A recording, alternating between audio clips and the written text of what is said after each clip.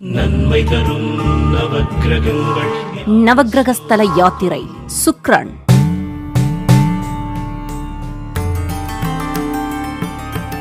நவக்கிரகஸ்தல யாத்திரை நிகழ்ச்சியை பார்த்துவிட்டு பாராட்டிய நேயர்கள் அனைவருக்கும் எங்கள் மனமார்ந்த நன்றிகள். நேயர்களே, இன்று மிக மிக முக்கியமான கிரகத்தை பற்றி தெரிந்து கொள்ள இருக்கின்றோம். மனித வாழ்க்கையில் எல்லோரும் ஆசைப்படுவது எப்பொழுதும் சந்தோஷமாக இருக்க வேண்டும் என்பதே ஆகும். குறிப்பாக நல்ல மனைவி, நல்ல குழந்தை, வீடு, வாகன வசதி என சொகுசான ஒரு வாழ்க்கை வாழவே அனைவரும் விரும்புவர். இது அனைத்திற்கும் காரகர் ஒருவர்தான், அவர்தான் சுக்கிரன்.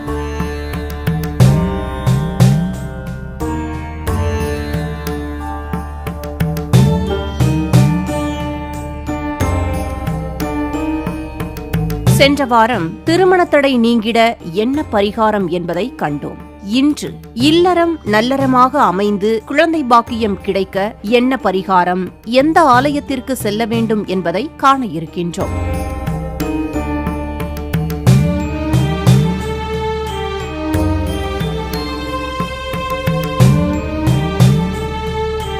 உலகில் இருக்கும் அனைத்து இன்பங்களையும் தருபவர் சுக்கிரன். இல்லற சுகத்திற்கு அஸ்திவாரமாக இருக்கும் ஆணின் சுக்லத்திற்கு காரகர் சுக்கிரன். ஜாதகத்தில் சுக்கிரன் நல்ல நிலையில் பலமாக இருந்தால் மட்டுமே குழந்தை பாக்கியம் கிடைக்குமாம். மேலும் சுக்கிரன் ஒரு கிரகம் மட்டுமே அதிக பலமாக இருந்தாலும் பிரச்சனை, அதே சமயம் பலமே இல்லாமல் இருந்தாலும் பிரச்சனை என்று கூறப்படுகிறது. அதற்கு காரணம், ஒரு சில இடங்களில் அதிக பலமாக சுக்கிரன் இருந்ததால் இளம் வயதில் ஒழுக்க குறைபாடோடு தவறான வழி செல்ல காரணமாக அமையும் என்கிறார்கள். அதே சமயம் சுக்கிரன் ஜாதகத்தில் பலம் இல்லை என்றால் இல்லறத்தில் பிரச்சனையும், குழந்தை பாக்கியம் தள்ளி போதல் அல்லது இல்லாமலும் கூட போகலாம் என்கிறார்கள். மொத்தத்தில் கணவன் மனைவி உறவு மேம்படவும், தாம்பத்தியம் சிறக்கவும், குழந்தை உடனே பிறக்கவும் சுக்கிரன் தீயஸ்தானத்தில் பாவக்கிரகங்களுடன் இணையாமல் இருக்க வேண்டுமாம்.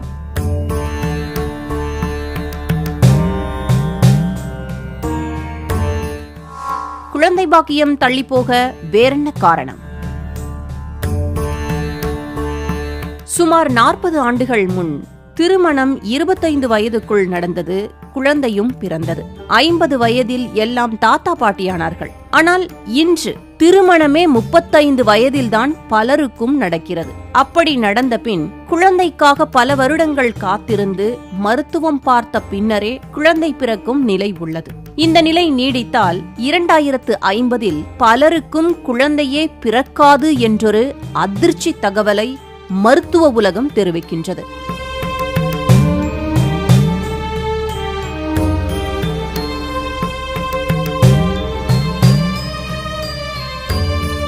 இதற்கெல்லாம் முக்கிய காரணமாக சொல்லப்படுவது தவறான வாழ்க்கை முறையே என்கிறார்கள்.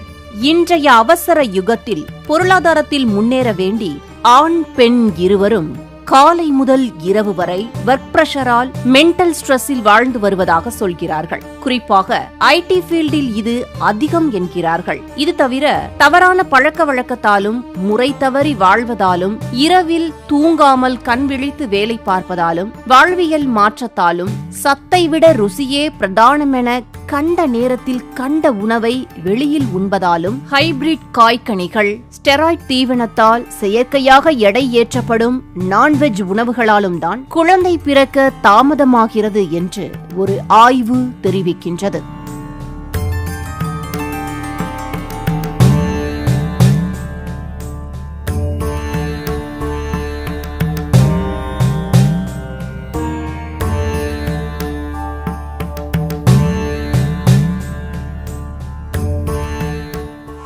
சுக்கிரன் தரும் தோஷமும் பரிகாரமும். சுக்கிரன் நல்ல நிலையில் இருந்தால் மட்டுமே திருமண வாழ்க்கையில் சுகபோகங்கள் மற்றும் அகப்புற மகிழ்ச்சி கிட்டும் என்கிறார்கள். குறிப்பாக சுக்கிரன் 1, 3, 7, 11, 12ஆம் இடத்தில் உச்சம் பெற்று செவ்வாய், சந்திரன், புதன், சனி, ராகு கிரகங்களுடன் சேர்ந்து இருந்தாலோ அல்லது அவை பார்த்தாலோ இளம் வயதில் ஏற்படும் தவறான நட்பால், தீய பழக்கத்தால் குழந்தை பிறக்க தாமதமாகும் என்கிறார்கள். மேலும் சுக்கிரதசை மொத்தம் 20 ஆண்டுகளாகும். சுக்கிரதசையே ஒருவரை குபேரராக கோடீஸ்வரராக ஆக்கும். வாழ்வில் சகல செல்வங்களையும் தந்து சமுதாயத்தில் உயர்த்தும் தசை சுக்கிரதசையே. அந்த சுக்கிரதசை இளம் வயதில் வரக்கூடாதாம். அப்படி வந்தால் அதற்கு பெயர் குட்டி சுக்கிரனாம். குட்டி சுக்கிரனில் ஒரு குழந்தை வளர்ந்தால் படிப்பில் நாட்டம் செல்லாமல் இளம் வயதில் மனதில் பல வகையான காம எண்ணங்கள் தோன்றி அதனால் தவறான பழக்கத்திற்கு அடிமையாக நேரலாம் என்கிறார்கள்.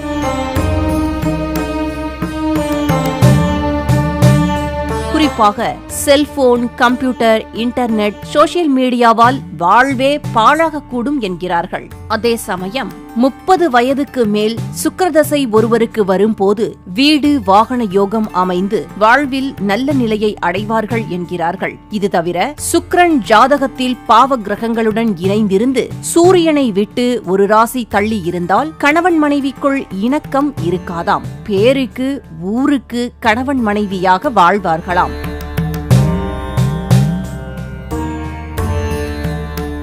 மேலும் செவ்வாயுடன் நீச்ச சுக்கிரன் இணைந்து இருந்தாலோ, லக்னத்திற்கு 7 பகை, அஸ்தங்கம், வக்ரம் அடைந்திருந்தாலோ, லக்னத்திற்கு 6, 8 இருந்தாலோ இல்லறம் நல்லறமாக இருக்காதாம். சரி, இதற்கு என்னதான் பரிகாரம் என்று கேட்டோம். அதற்கு வல்லுநர்கள் அளித்த பதில்கள் நேயர்கள் உங்களுக்காக. குழந்தை நல்லபடியாக உடனே பிறக்கவும், கணவன் மனைவிக்குள் நெருக்கமும் இணக்கமும் அதிகரிக்கவும், முக்கியமாக திருமண வாழ்க்கை சந்தோஷமாக இருக்கவும் வெள்ளிக்கிழமை இரவில் சிவாலயத்தில் நடக்கும் பள்ளியறை பூஜையில் தவறாமல் கலந்து கொண்டு மறிக்கொழுந்தால் அர்ச்சனை செய்து அதை படுக்கையறையில் வைத்து தூங்க வேண்டுமாம்.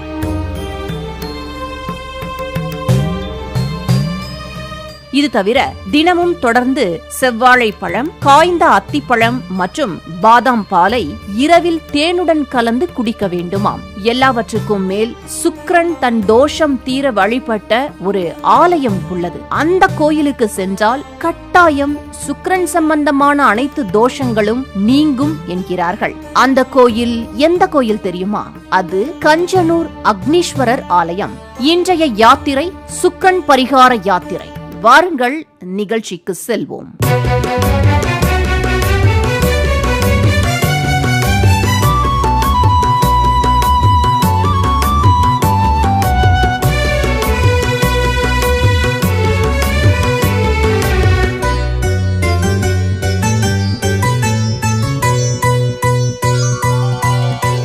யார் இந்த சுக்கிரன்?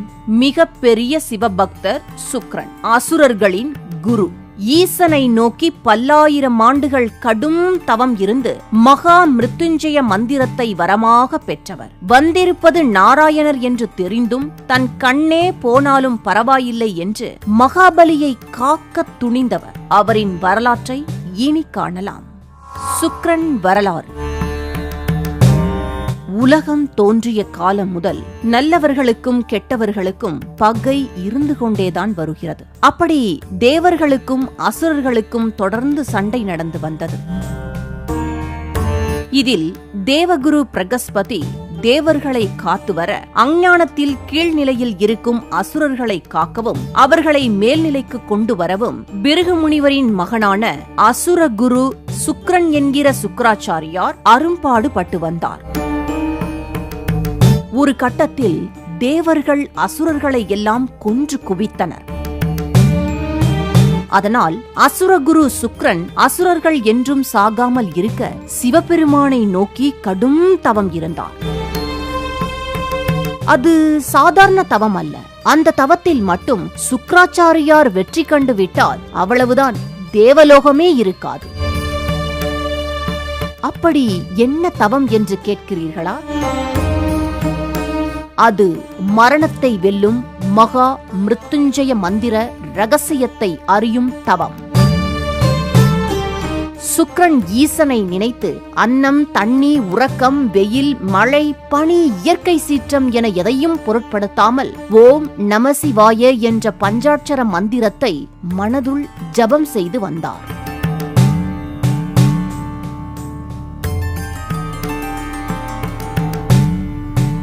இதை கண்ட தேவர்கள் அச்சமுற்று எப்படியாவது இதை தடுக்க வேண்டுமே என்று ஒரு திட்டம் தீட்டினர். அந்த திட்டப்படி தேவேந்திரன் மகளான ஜெயந்தியை சுக்கிரனை மயக்கவும் தவத்தை கெடுக்கவும் அனுப்பி வைத்தனர். சுக்கிரன் தவம் கலையும் என்று தேவர்கள் எதிர்பார்த்தனர். ஆனால் நடந்த கதையோ வேறு. ஜெயந்தி தன் இளமையை கொண்டு சுக்கிரனை மயக்க நினைத்தாள். ஆனால் இறுதியில் சுக்கிரனின் சிவபக்தியால் ஈர்க்கப்பட்டு அவள் சுக்கிரனுக்கு சிஷ்யையாக மாறினாள். சுக்கிரனின் தவத்தை கலைக்க வந்தவள் சுக்கிரனுக்கு சேவை புரிந்து வந்தாள். பல ஆண்டுகள் இருந்த தவத்தின் பயனாக ஈசன் சுக்கிரன் முன் தோன்றி அவர் கேட்ட வரத்தை கொடுத்தார். ஆனால் ஒரு நிபந்தனையுடன் அருளினார். அந்த நிபந்தனைப்படி சுக்கிரன் அந்த மந்திரத்தை யாருக்கும் உபதேசமோ அல்லது சொல்லிக் கொடுக்கவோ கூடாது. நல்லவிதமாக பயன்படுத்த வேண்டும் என்று கூறி ஆசீர்வதித்தார் சிவபெருமான்.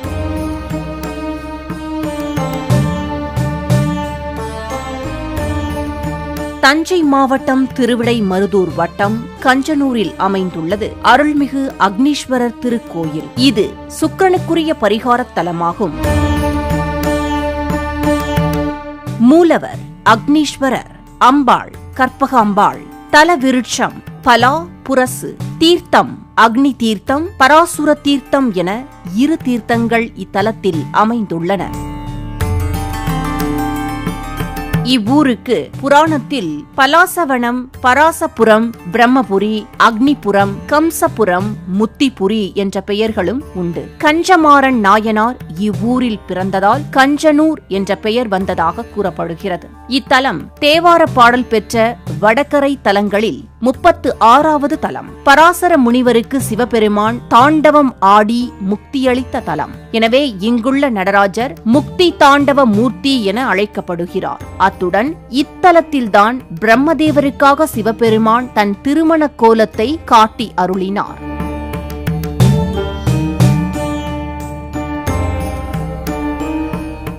தல வரலாறு. முன்னொரு சமயம் கஞ்சனூரில் வாசுதேவர் எனும் வைணவருக்கு ஒரு குழந்தை பிறந்தது. அதற்கு சுதர்சனர் என பெயர் சூட்டினார் வாசுதேவர். பிறப்பால் வைணவராக இருந்தாலும் கூட அக்குழந்தை சிவபக்தனாக வளர்ந்தது. எப்பொழுதும் நெற்றியில் திருநீறு, கழுத்தில் ருத்ராட்ச மாலை அணிந்து பஞ்சாட்சர மந்திரத்தை ஓதிக் கொண்டிருந்தது. பின்பு அக்னீஸ்வரர் திருக்கோவிலுக்கு சென்று இறைவனையும் இறைவியையும் தினமும் வழிபட்டு வந்தது. இது தந்தை வாசுதேவருக்கு பிடிக்கவில்லை. தந்தை வாசுதேவர் எவ்வளவோ எடுத்து கூறியும் கூட குழந்தை எதையும் கேட்கவில்லை. இதனால் உறவுக்காரர்கள் அனைவரும் ஒன்று சேர்ந்து அக்குழந்தையை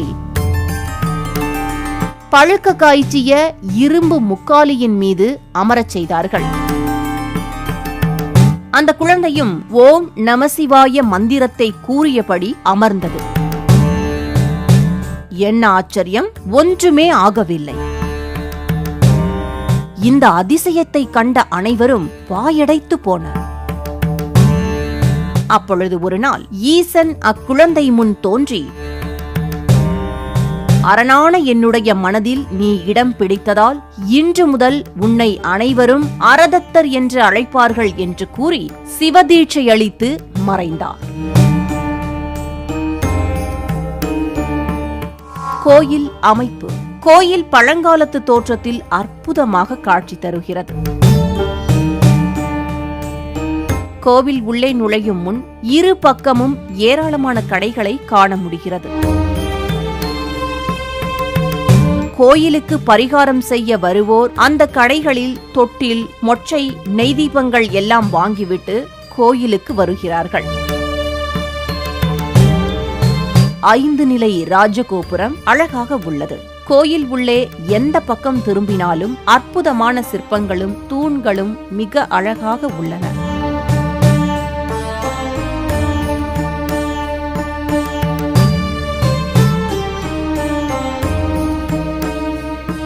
இது இது ஒரு பழங்காலத்து ஆலயம். இத்தலத்தில் தெற்கு வாயில் வழியாக உள்ளே வந்தால் உள்மண்டபம் உள்ளது. அங்கிருந்து பிரகாரமாக வலம் வந்து மண்டபத்தை அடைந்தால் இடதுபுறம் விநாயகர் அருள் பாலிக்கிறார்.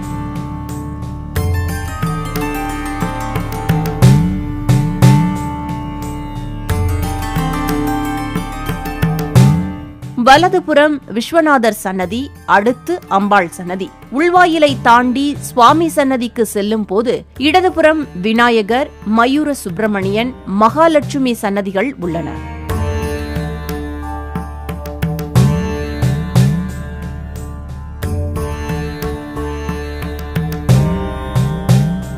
சுக்கிரனுக்கு இங்கு தனி சன்னதி உள்ளது. இங்கு சிவபெருமான் உயர்ந்த பாணத்துடன் சுயம்பு மூர்த்தியாக அருள் பாலிக்கிறார். இத்தல ஈசனை வேண்டிக் கொண்டால் எப்பேற்பட்ட பெண் சம்பந்தமான தோஷங்களும் விலகும் என்பது நம்பிக்கை. நம சிவாய வாழ்க, நாதன் தாழ் வாழ்க, இவை பொழுதும் என் நெஞ்சில் நீங்காதான் தாழ் வாழ்க. இத்தலத்தில் இருக்கும் அம்பாள் பெண்கள் குறை தீர்க்கும் கற்பக விருட்சமாக தாயாக இங்கு அருள் பாலிக்கிறாராம். மயிலையில் அருள் செய்யும் மா காளி தாயே, மயிலையில் அருள் செய்யும் மா காளி தாயே, எங்கள் மனதை மயக்கி நிற்கும் கோலவிழி நீயே, மயிலையில் அருள் செய்யும் மா காளி தாயே. தனி சன்னதிகள். எண்ணற்ற தனி சன்னதிகள் இத்திருத்தலத்தில் உள்ளன. குறிப்பாக பிரகாரங்களில் நவக்கிரக சன்னதி, நால்வர், தட்சிணாமூர்த்தி, பலாசவனேஸ்வரர், லிங்கோத்பவர், வள்ளி தெய்வானை சமேத சுப்பிரமணியர், கஜலட்சுமி, பைரவர், சூரியன், சந்திரன், பாலசுப்பிரமணியன், ஆதி கற்பகாம்பாள் மற்றும் துர்க்கை அருள் பாலிக்கின்றனர். இது தவிர கம்சன் பூஜித்த லிங்கம், அக்னி பகவான் பூஜித்த லிங்கம், சந்திரன் பூஜித்த லிங்கங்கள் அனைத்தும் மிக அற்புதமாக ஒரே வரிசையில் அமைந்துள்ளன.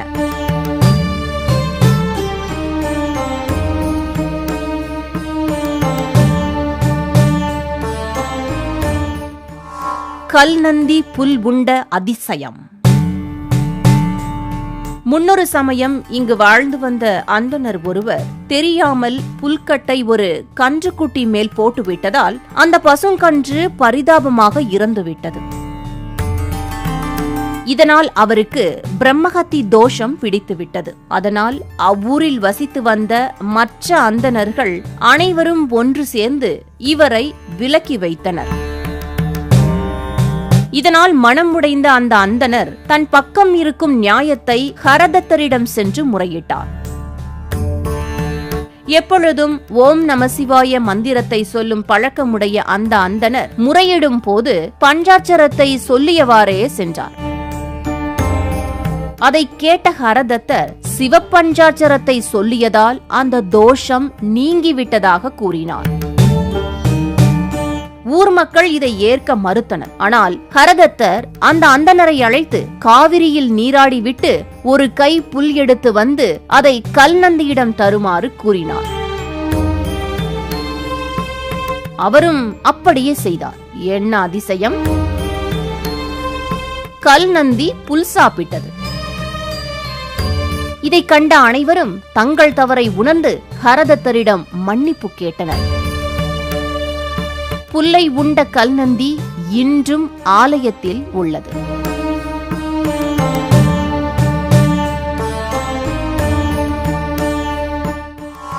சுக்கிரன் தலம். சுக்கிரன் வழிபாடு செய்த தலங்களுள் இதுவும் ஒன்று. மகாபலியை காப்பாற்ற தன் கண்ணையே இழந்தவர் சுக்கிராச்சாரியார். எந்த துன்பம் வந்தாலும் தன்னை நம்பி வந்தவரை காப்பாற்ற வேண்டும் என்ற எண்ணம் கொண்டவர். இவரது அருள் பெற்ற இத்தலத்திற்கு வந்து வழிபடுவது சிறப்பு. சுக்கிரதோஷம் உள்ளவர்கள் இத்தலத்தில் சுக்கிரனுக்கு அருகில் உள்ள ஐம்பொன்னாலான சிவனை வழிபாடு செய்வது மிகவும் சிறப்பு என்று கூறப்படுகிறது. சரணம் சரணம் சரணம் சுக்கிர பகவானே, செல்வம் நாடும் தந்தருளும் சுக்கிர பகவானே, சுக்கிரமூர்த்தி சுபமிகைவாய், வக்கிரமின்றி பரமிகத் தருவாய், வெள்ளிச் சுக்கிர வித்தக வேந்தே, நீ அள்ளி அள்ளி கொடுப்பாய் அடியார் கருளே, அள்ளி அள்ளி கொடுப்பாய் அடியார் கருளே, சுக்கிர பகவானே. குழந்தை பாக்கியம் அருளும் ஸ்தலம். குழந்தை பாக்கியம் என்பது ஒரு வரம். குழந்தை இல்லாத தம்பதிகள் இத்தலம் வந்து இங்குள்ள அம்பாளையும் சிவபெருமானையும் அர்ச்சனை செய்து வழிபடுகிறார்கள். பின்னர் நெய் தீபம் ஏற்றுகிறார்கள். நீண்ட நாள் குழந்தை இல்லாத தம்பதிகள் இங்கிருக்கும் தூணில் தொட்டில் கட்டி வழிபடுகிறார்கள்.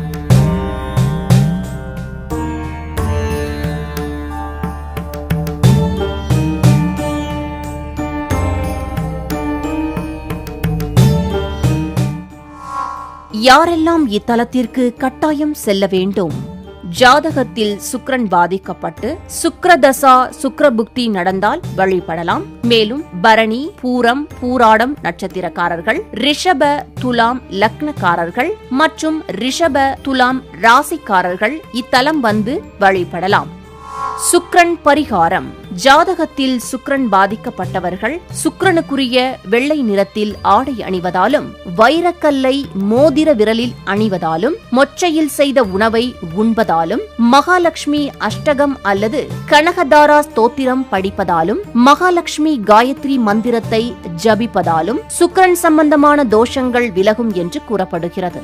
மேலும் வீட்டில் அடிக்கடி நவக்கிரக ஹோமம், கணபதி ஹோமம், சுதர்சன ஹோமம் செய்வதாலும், மகேஸ்வர பூஜை எனப்படும் அதிதிகளுக்கு அன்னதானத்தை திருவண்ணாமலையில் செய்வதாலும், அனாதை சவங்களை முறையாக அடக்கம் செய்வதாலும், பூஜை நடக்காத பழங்காலத்து சிவாலயங்களுக்கு பூஜை நடக்க பொருள் உதவியோ அல்லது தீபம் ஏற்ற தொடர்ந்து எண்ணெயோ வாங்கி கொடுப்பதாலும், ஏழை எளியோருக்கும் ஊனமுற்றோருக்கும் வயதான ஆதரவற்ற முதியோர்களுக்கு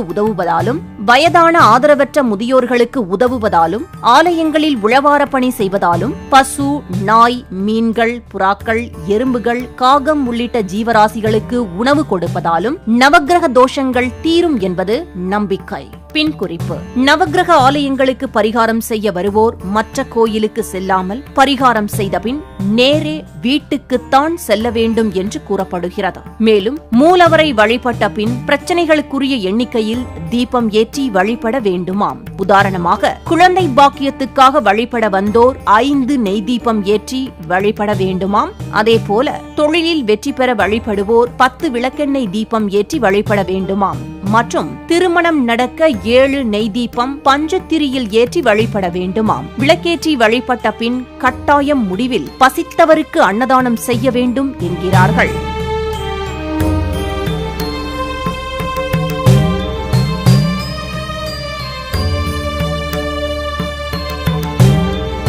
தரிசன நேரம்: காலை 6 மணி முதல் 12 மணி வரை, மாலை 4:30 மணி முதல் இரவு 9 மணி வரை. ஆலய முகவரி: ஸ்ரீ அக்னீஸ்வரர் கோயில், கஞ்சனூர் அஞ்சல், திருவிடைமருதூர் தாலுகா, தஞ்சை மாவட்டம் 609804. எப்படி செல்வது? இத்திருக்கோயில் கும்பகோணத்தில் இருந்து 16 கிலோமீட்டர் தூரத்திலும், சூரியனார் கோயிலில் இருந்து 2 கிலோமீட்டர் தூரத்திலும், மயிலாடுதுறையில் இருந்து 20 கிலோமீட்டர் தூரத்திலும் இத்தலம் அமைந்துள்ளது. கும்பகோணம் மற்றும் மயிலாடுதுறையில் இருந்து பேருந்து வசதிகள் உள்ளன.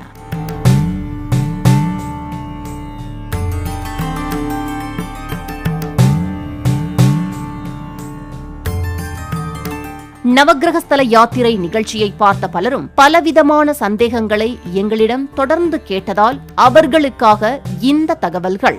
கும்பகோணத்தை சுற்றி இருக்கும் நவக்கிரக ஸ்தலங்கள் அனைத்தையுமே யார் வேண்டுமானால் எப்பொழுது வேண்டுமானாலும் சென்று தரிசிக்கலாம். தோஷம் இருப்பவர்கள்தான் தரிசிக்க வேண்டும் என்ற கட்டாயம் கிடையாது. அதே சமயம் 9 கோயில்களையும் சுற்றுலா போல ஒரே நாளில் சென்று தரிசிக்க கூடாது. பரிகாரத்திற்கு செல்பவர்கள் அந்தந்த கிரகத்திற்கு உரிய நாளில் அல்லது ஓரையில் சென்று வழிபடுவது சிறப்பு. ராகு கேது கிரக பரிகாரத்திற்கு செல்பவர்கள் ராகுவை ராகு காலத்திலும் கேதுவை யமகண்ட நேரத்திலும் சென்று வழிபடலாம். எத்தனை செல்வம் இருந்தால் என்ன, மழலை செல்வத்திற்கு ஈடாகுமா? அதனால் நம்பிக்கையுடன் அக்னீஸ்வரரை வழிபட்டு வாருங்கள். நிச்சயம் உங்கள் வேண்டுதல் பலிதமாகும்.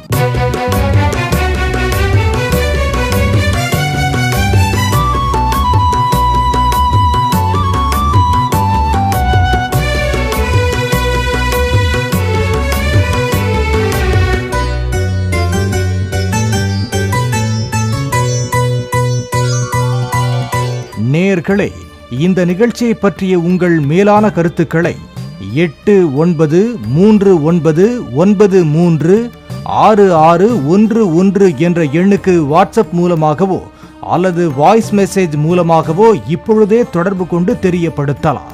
நன்மை தரும் நவக்கிரகங்கள் நவக்கிரகஸ்தல யாத்திரை சுக்ரன்.